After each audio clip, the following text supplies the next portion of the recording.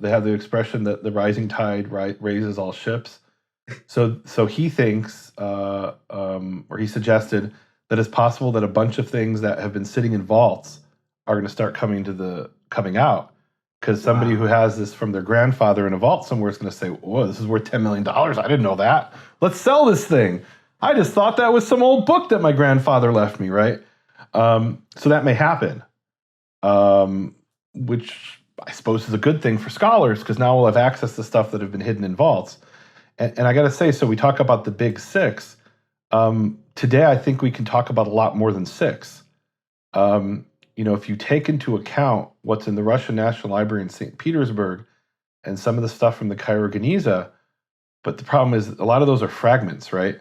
Might be 10 pages here or something this big in some instances, right? There's a lot of stuff there that's just waiting to be studied. I found a Torah scroll in St. Petersburg, Russia, that I gave a lecture on at the World Congress of Jewish Studies, which is arguably just as important as any of these six. Well, not of the Aleppo Codex, right? But of the other, just as important as any of the other five.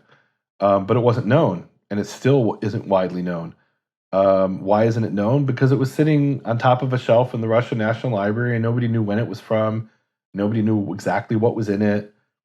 So there's a lot of things out there that I think we're going to look back 10 or 20 years from now, and instead of the big six, we might be talking about the big 600. And hopefully we can be involved in bringing the world's attention to, or maybe it'll be 60. I don't know. I have no idea, right?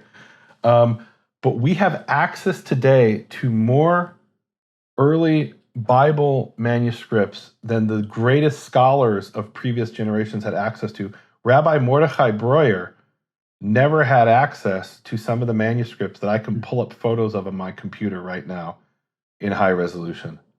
And he wanted to have access to those, but he just didn't. And now we do. So we really live in a blessed age.